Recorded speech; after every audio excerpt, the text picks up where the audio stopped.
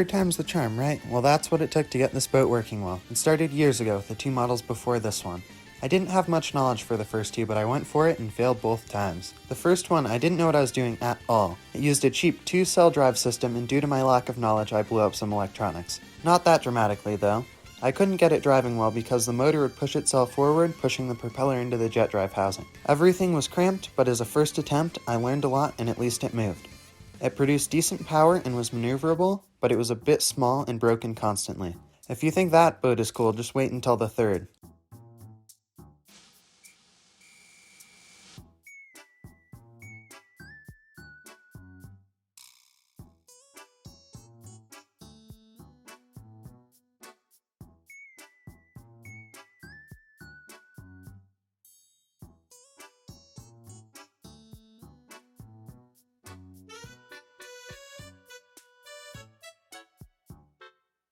On to version 2 now, which worked better, but still didn't cut it as the final boat. I made it in 7 pieces because of the 3D printer build plate being a limiting factor. I put the full boat together. This attempt was much better, but still didn't accomplish everything that I wanted it to. The electronic system was the same as the previous boat, which would prove to be a problem because the electronics were undersized. I'll go into more detail about the electronics later. Also, this boat didn't have great steering because of its setup, and with just 3D printed pieces glued together, the hull was flexible, which didn't make it stable, and led to cracks along seams. It ran better than the old boat though, because of a more reliable jet drive. The biggest improvements that needed to be made were a better electrical system, sealing the whole boat better, and a stiffer hull. Now on to the third try. I started with some test pieces to check that my CAD work was good, and to get all the spacing how I wanted it, and after I was happy with that, I printed the full boat.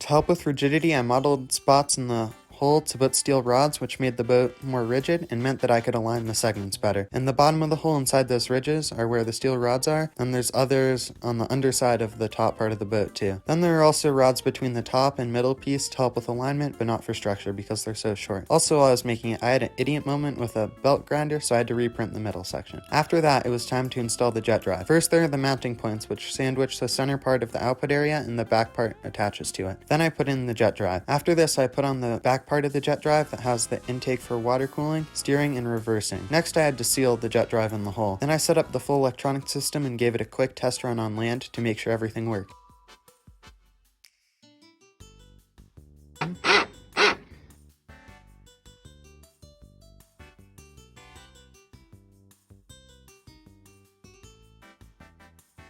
Quick interruption to go over the electronics. To power the boat, I originally got a 4-cell battery and ended up getting a 6-cell battery later on to get more power and a faster overall speed. Then the battery power goes into the electronic speed controller. For this one, I got a 120 amp water-cooled ESC that works with up to 6 cells.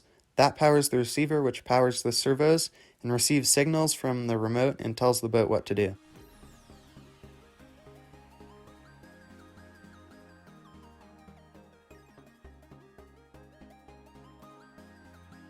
For the motor, I got one that came with a jet drive, so it was sized properly. It also came with a water cooling jacket on it too. Also for the water cooling, it comes out the jet drive into the ESC first, then into the motor. If you're curious about any of the parts of the boat, just leave a comment down below and I'll respond. Also look at the size difference between the components of this boat and the previous boats. The new motor is so much bigger, and so are the ESC and batteries. Now let's watch some driving.